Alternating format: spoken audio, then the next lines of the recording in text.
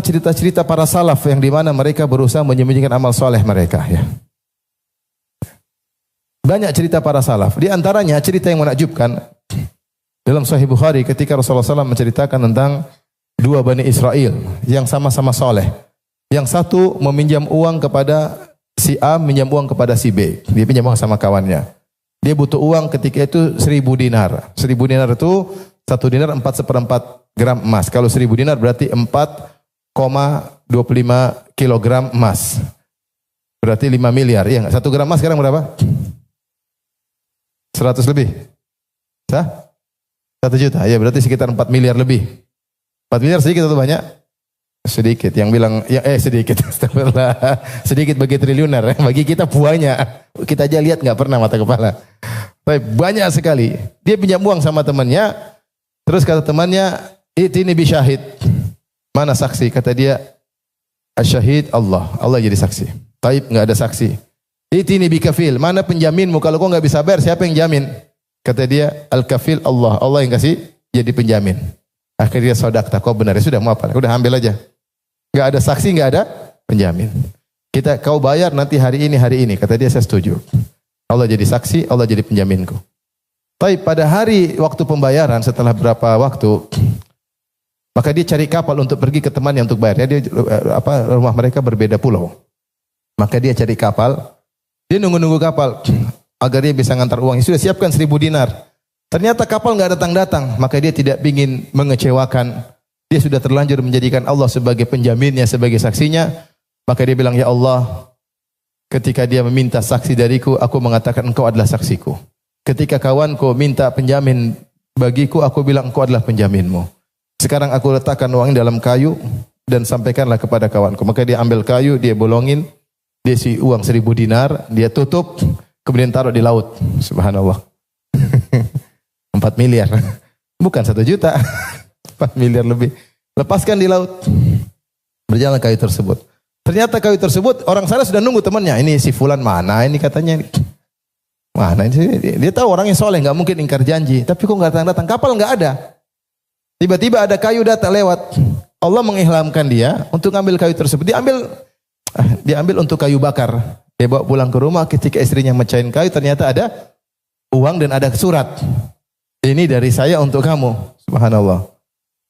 Akhirnya temannya tadi yang pinjam uang, dia tidak serahkan 1.000 dinar begitu saja. Dia tetap cari. Siapa tahu enggak sampai, kan dia enggak tahu juga. Dia bawa 1.000 dinar yang lain. Cari kapal. Ternyata ada kapal. Ada kapal. Akhirnya dia naik kapal. Kemudian dia antar ketemu orang temannya tadi. Dia bilang, "Mohon maaf kawan. Saya cari-cari kapal enggak ada. Makanya saya terlambat. Ini kapal pertama yang berangkat ke pulaumu. Jadi saya mohon maaf saya terlambat." Apa kata temannya? "Akhi, bukankah kau pernah ngirim sesuatu kepadaku?" Kata dia, "Saya kan bilang." Dia tidak bilang, "Oh iya, saya yang kirim itu." "Iya." Hebat kan? Sampai kan? Allah. Enggak. Dia diam-diam. Dia bilang, "Saya kan bilang, saya enggak dapat kapal." Subhanallah, dia tidak ngaku, dia diam aja. Dia bilang, "Saya kan bilang." Dia tidak bilang tidak, karena itu bohong. Tapi dia tidak ingin ungkapin. Dia bilang, "Saya kan sudah bilang, saya tidak dapat apa? Kapal kecuali hari ini." Kata dia, "Allah telah membayarkan hutangmu, pergilah bawa 1.000 dinarmu, saya tidak butuh lagi." Kalau yang saya takjub, dia bagaimana bisa menyembunyikan apa? Kewaliannya. Dia wali atau tidak? Wali, akhi. Ente kalau taruh uang 1 miliar, hilang. Belok. Masuk ke rumah orang lain. Ini 4 miliar sampai. Dan dia tidak pamer. Lihat saya gini, enggak. Subhanallah. Luar biasa. Ini bagaimana bisa menyembunyikan kewaliannya. Luar biasa. Menakjubkan. Ini dalam Sahih Bukhari. Kisah berikutnya tentang Uwais Al-Qarani, ma'ruf. Khairut tabi'in dalam Sahih Muslim, Uwais Al-Qarani. Sebaik-baik tabi'in, Uwais Al-Qarani. Dia punya ibu, dia berbakti, orang tidak tahu. Dia juga doanya dikabulkan. Dia pernah punya penyakit albino, baros. Tubuhnya putih semua. Kemudian dia berdoa, "Ya Allah, sembuhkanlah aku kecuali qadra maudhi qadra dirham." Ila maudhi qadri dirham. Sekeping dirham di pusarnya, di perutnya, supaya dia selalu ingat dia dulu pernah sakit sehingga dia selalu bersyukur kepada Allah. Taib. Dia orang tidak tahu, dia sembunyikan amal solehnya. Meskipun tidak ada yang tahu, tapi Allah tahu enggak? Allah tahu. Allah kabarkan kepada Nabi Muhammad sallallahu alaihi wasallam. Nabi Muhammad kabarkan kepada Umar. Kata Nabi, "Wahai Umar," Nabi ketika masih hidup bilang sama Umar, "Akan datang suatu hari ketika saya sudah meninggal, tambahan pasukan dari negeri Yaman, Amdad ahli Yaman, itu pasukan tambahan. Karena di zaman Umar banyak ekspansi, butuh pasukan dari negeri lain. Akan datang tambahan pasukan dari Yaman. Kalau datang carilah seorang namanya Uwais dari Koron, dari Murad. Dia itu pernah punya ibu dan dia berbakti kepada ibunya. Dan dia pernah punya penyakit dan dia berdoa kepada Allah agar sembuh kecuali seukuran keping dirham. Kalau kau ketemu dia, minta agar dia doakan ampunan buatmu, istighfar buatmu. Kemudian Nabi meninggal di zaman Umar. Datanglah bantuan tentara dari Yaman. Umar bertanya, Afikum Uwais. Setiap ada bantuan, Umar tanya, adakah Uwais di situ? Katanya enggak ada. Nanti datang yang lain, Umar tanya lagi, Afikum Uwais. Ada orang namanya Uwais? Ada. Mana? Sini. Kamu namanya Uwais? Iya. Kamu dari Koron? Iya.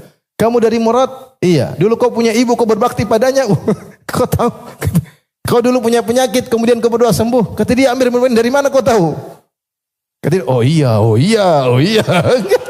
Dia mengingkari, dari mana anda tahu? Ada apa ini? Ya, Rasulullah kasih tahu. Ya sudah. Rasulullah bilang, kalau saya minta agar kau doakan ampunan buat saya. Ajib. Ya. Menakjubkan. Bagaimana seorang bisa menyembunyikan amal solehnya? Yang lebih menakjubkan lagi, seorang menyembunyikan niatnya, nggak ada yang tahu. Kisah Rasulullah bercerita tentang 3 orang zaman dahulu. Yang 3 orang tersebut, orang soleh lagi berjalan, tiba-tiba mereka kehujanan, kemudian mereka masuk goa. Tiba-tiba ada batu jatuh, nutup pintu goa. Kalau mereka tidak keluar, mereka akan kehabisan oksigen, mereka akan mati kelaparan. Maka kata mereka, kita nggak bakalan selamat kecuali ketika kita ini berdoa dengan amal yang paling kita andalkan. Mulai salah satu berdoa. Yang satu berdoa, ya Allah, dulu saya punya orang tua 2, sudah tua. Kebiasaan saya tidak kasih susu kepada anak dan istriku kecuali saya kasih kepada kedua orang tuaku. Pagi maupun petang. Suatu hari saya pulang kemalaman, ya Allah. Dia sampaikan, ya Allah, kecuali saya pulang kemalaman. Kemudian saya bawa susu untuk kedua orang tuaku. Biasanya saya dahulukan kedua orang tuaku baru anak istriku. Ternyata kedua orang tuaku sudah tidur. Maka saya mau bangunkan, enggak enak, mungkin baru tidur. Maka saya tunggu, siapa tahu dia terjaga di tengah malam. Mereka berdua terjaga, saya tinggal kasih susu. Kemudian susu di tanganku. Ternyata Allah mentakdirkan malam itu kedua orang tuanya tidak terjaga kecuali subuh. Makanya yang melaparkan biasa kelaparan tengah. Dia tunggu-tunggu. Wasibyan yataghadawun, sementara anak-anak menangis minta susu. Tapi saya tunggu luar biasa sampai kedua orang tuaku bangun baru saya kasih. Mana kata dia, ya Allah, kalau amalku ini karena mencari wajahmu,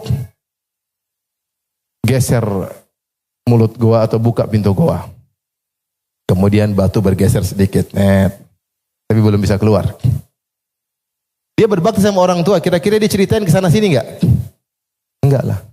Bahkan dia ragu, dia ikhlas atau tidak. Dia berkata, ya Allah, jika aku melakukannya karena mencari wajahmu, bukalah. Dia enggak tahu karena ikhlas suatu yang gaib. Dia tidak bilang, ya Allah, saya ikhlas waktu itu ya Allah. Enggak. Dia masih bilang, ya Allah, jika saya ikhlas, bukalah pintu gua. Pintu gua bergeser. Hebat. Yang kedua, juga hebat. Dia mengatakan, ya Allah, sungguhnya engkau tahu, saya punya sepupu wanita, saya sangat cinta kepada dia, saya kejar-kejar dia. Kalau ada lelaki sangat cinta kepada seorang wanita, itulah saya kepada wanita tersebut. Saya selalu merayunya dan dia tidak pernah mau. Bayangkan seorang laki-laki kejar wanita, dia ini impiannya, ini cita-citanya wanita ini. Suatu saat tiba-tiba dia datang kepada aku. Kata dia, akhi, saya lagi butuh uang sekitar 100 dinar.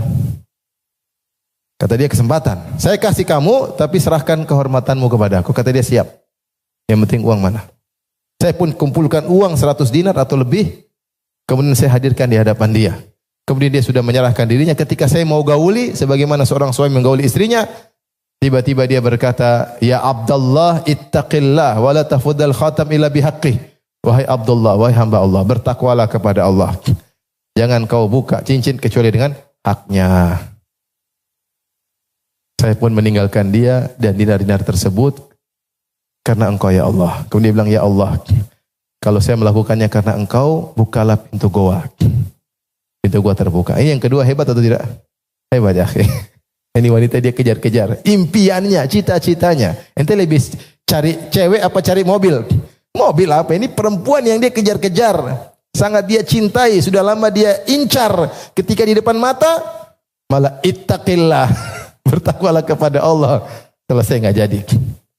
Subhanallah, nggak jadi. Luar biasa. Dia bilang, ya Allah, kalau aku melakukannya karena Allah, karena Engkau bukalah. Terbuka, tapi belum bisa keluar. Yang ketiga ini yang saya luar biasa. Bagaimana bermuamalah hati dengan Allah. Dia bilang, ya Allah, Engkau tahu dulu saya punya pekerja. Setelah mereka bekerja, saya kasih gaji semuanya. Kecuali satu orang belum ambil gaji. Dia pun pergi tidak ambil gajinya. Gajinya saya pegang, kemudian saya niatkan. Ini niatnya nggak pernah ngomong sama orang dalam hatinya. Saya niatkan ngolah hartanya ini untuk dia. Akhirnya saya kelola, saya tanam. Akhirnya gajinya ini berubah jadi banyak sapi, banyak kambing, banyak onta. Lama kemudian dia datang. Mungkin entah berapa, 10 tahun atau berapa tahun. Pokoknya lama. Sudah banyak kambing, banyak onta, banyak sapi. Maka dia datang. Dia bilang, bos, mana gajiku dulu? Mana gajiku? Baru datang sekarang. Kataku, itu semua yang kau lihat. Kambing-kambing, onta-onta, babi. Kambing, onta-onta, kambing-kambing, sapi-sapi.